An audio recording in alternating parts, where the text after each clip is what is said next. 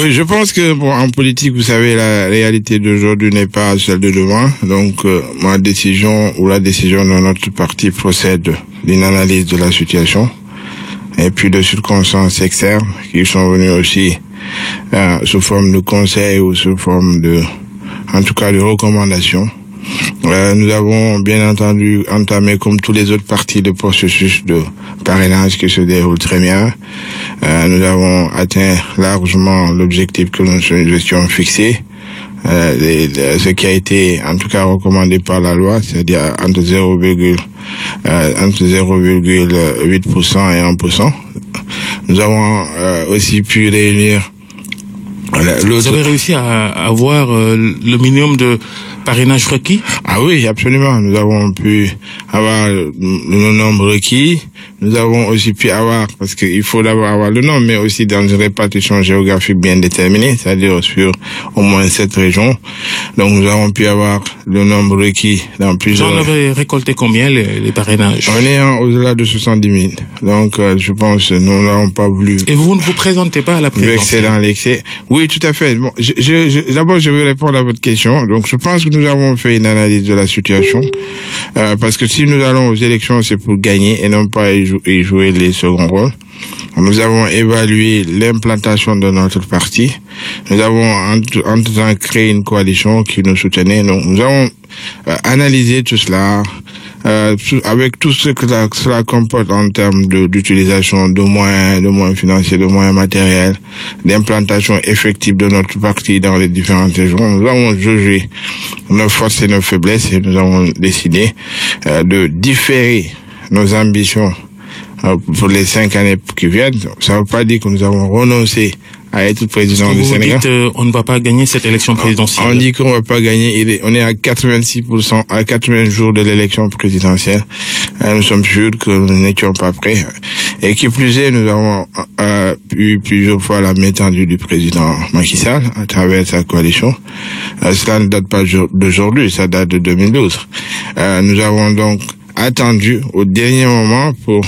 Depuis 2012, Macky Sall vous demande de le rejoindre. Depuis 2012. Donc, ça veut dire qu'il y a le temps de la résistance, mais aussi il y a le temps de la réflexion et de la prise de décision stratégique.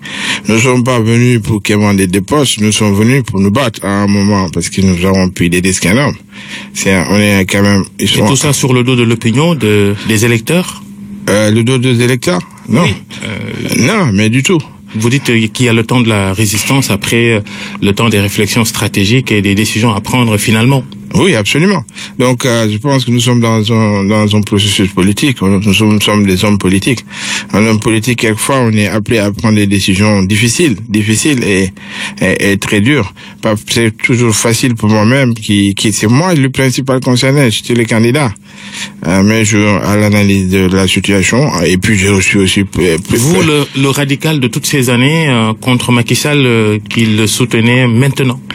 Non, je ne soutiens pas Macky Sall. Je suis venu pour me mettre au service de mon pays, du Sénégal, parce que je considère que j'ai quand même une expérience, Il y en a qui vont se dire, c'est la belle excuse. Hein.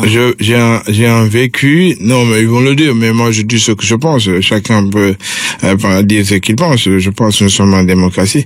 Mais en toute sincérité, moi, je suis quelqu'un qui dit ce qu'il pense. Je suis pas venu pour défendre le bilan de Macky Sall. Je suis venu pour le futur, pour essayer de construire un Sénégal. Et comment ça, Abdoulaye Baldé? Expliquez-nous. C'est-à-dire pour le futur, comment?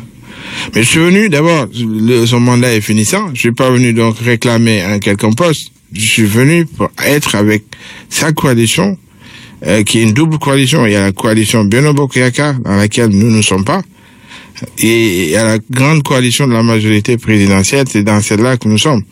Donc, c'est une double coalition qui soutient le président Macky Sall. Maintenant, il y a un certain nombre de mouvements de soutien. Nous sommes venus donc, en faisant l'analyse du fait qu'aucun parti politique tout seul ne pourra gagner ces élections. Justement, vous avez estimé que vous n'êtes pas prêt pour la présidentielle, vous renoncez à votre candidature, vous soutenez Macky Sall. Pourquoi lui et pas les autres candidats déclarés? Parce que c'est lui qui m'a tendu la main depuis le départ. Aucun d'entre les autres ne m'a tendu la main. m'a demandé de venir travailler avec lui. Et moi, j'étais dans une analyse. J'étais en train de faire de telle sorte que j'ai un programme. Et je ne vais pas soutenir le plan Sénégal émergent les mains vides. Nous venons avec des propositions. Nous venons avec une contribution. Nous venons que notre vision aussi soit prise en compte sur plusieurs axes. Sur l'industrialisation de notre pays. D'ailleurs, le président Macky Sall en a parlé hier. Sur l'éducation, il y a un certain nombre de problèmes avec les enseignants. Nous venons avec notre vision. D'ailleurs, j'ai demandé à nos cadres et puis à notre responsable du mouvement des enseignants de réfléchir pour que nous puissions, dans le cadre de la réflexion globale de la mise en place d'un nouveau programme ou de l'amélioration du plan Sénégal émergent pour que ces questions soient prises en charge. Nous avons aussi une autre vision qui concerne le développement des territoires. Nous allons essayer, en tout cas, dans le cadre de cette coalition, d'imposer notre vision et puis sur le plan de la gouvernance. Je pense que notre pays a besoin de se réconcilier avec lui-même, donc nous allons tout faire pour que, en tout cas, notre action soit visible au sein de cette coalition.